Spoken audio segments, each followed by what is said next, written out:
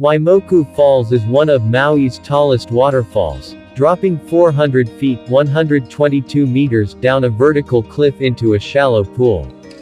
It is accessible via the 1.8-mile (2.9 kilometers) PPY Trail, which begins near the Ohio Gulch, also known as Seven Sacred Pools.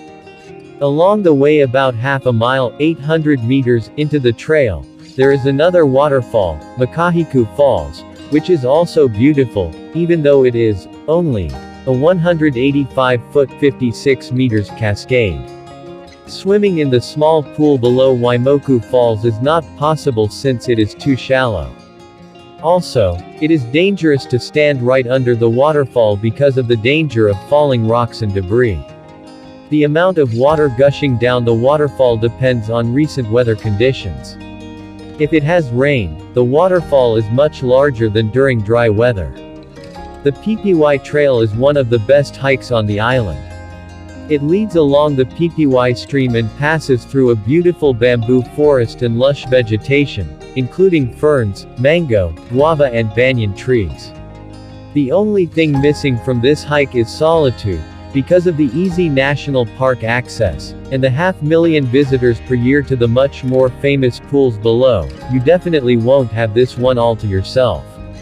The trail is safe, well maintained, and the steeper grade during the first half mile or so is really the only part that is less than easy if you've not been off the couch in a while. The NPS has even built a boardwalk to span the muddy sections and have been adding more stone steps in the steeper grade areas in the past couple years. The trail is just maka the Hana Hwy at Haleakala National Park Kipahula, 7 Sacred Pools. And you should give yourself at least a couple hours if you plan to enjoy yourself, add another hour if you stop a lot and/or aren't a regular walker-hiker.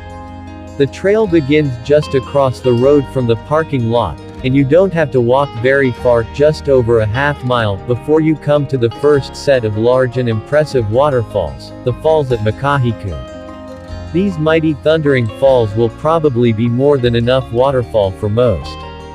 Plunging almost 200 feet over a verdant cliff covered with bamboo, prehistoric-looking ferns and Tarzan-worthy jungle vines melting into the postcard-perfect Hawaiian rainforest valley below, the scene is breathtaking.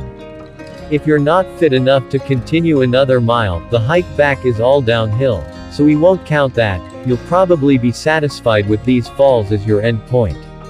But if you're capable, we want you to know better. This is just an appetizer to ready you for the much more impressive journey to come. Take all warning signs seriously. Flash flooding, rock falls and cliff bridge jumping have taken several lives, and many natural dangers occur suddenly without warning. As you continue, you'll notice a side path with signs and a recently erected fence barring you from heading in that direction. The National Park Service has blocked this path as yet another casualty of a popular guidebook that doesn't properly educate visitors as to the dangers in the places it sends them. This is the absolutely stunning precipice of Waimoku Waterfall, a sheer lava rock cliff face that drops almost 200 feet into the valley below. Yes, it is an absolutely gorgeous spot, but certainly not a safe place for every tourist regardless of age and physical condition. If you want to go here now, you're going to have to squeeze under or around the fence wherever other trespassers before you have bent it back. Keep in mind that you're doing so is against the National Park Service's prohibition, which could potentially carry a court date and quite significant fines. That said, being cited and fined are unlikely, but you'd certainly better be sure that you fully understand your abilities, the physical risks and the current conditions. During normal conditions, the water flows over only the far side.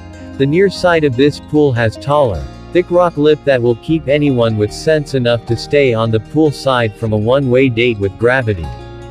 From inside the pool you will observe why the guidebook name makes sense.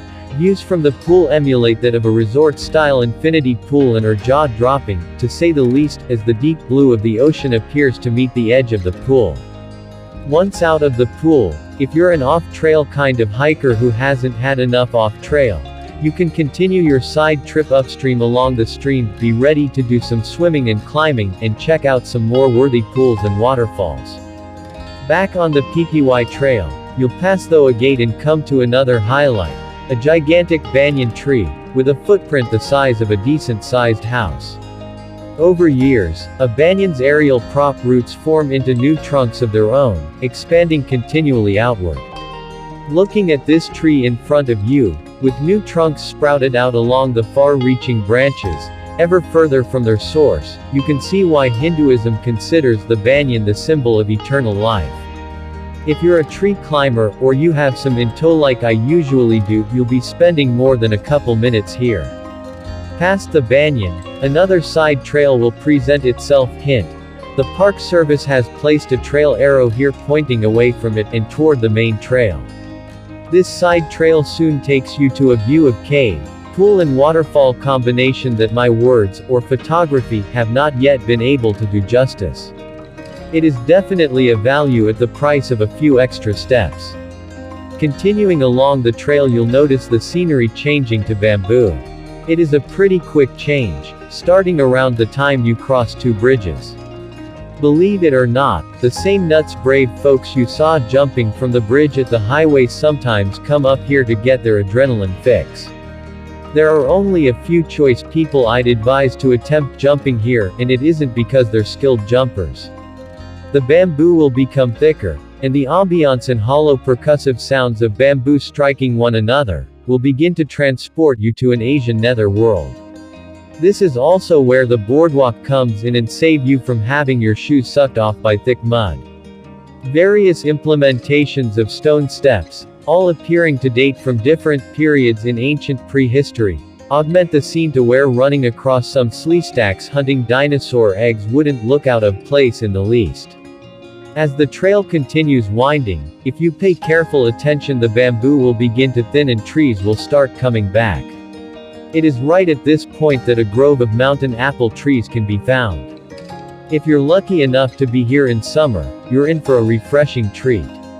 Mountain apples are oddly attached to the trees on which they grow. Instead of being on a stem that terminates from a minor branch, like most fruit, mountain apples grow on a small stem directly out of the main branches, and even the trunk of the ohi tree. Just a bit further and some rock hopping over a usually tame stream, and this scenery-packed hike culminates at the base of sheer 400 feet cliffs, with spectacular Waimoku Falls quite literally falling to earth right in front of you. In fact, when you've reached the end, you're smack at the base of the falls, and can walk right up and stand under them. Even at a safe distance, you'll be cooled and refreshed by the mist and wind created by the falling water. Once you've cooled down and are ready to continue, you reverse the path from where you came. Easier downhill, but just as rewarding with a new angle from which to view the scenery.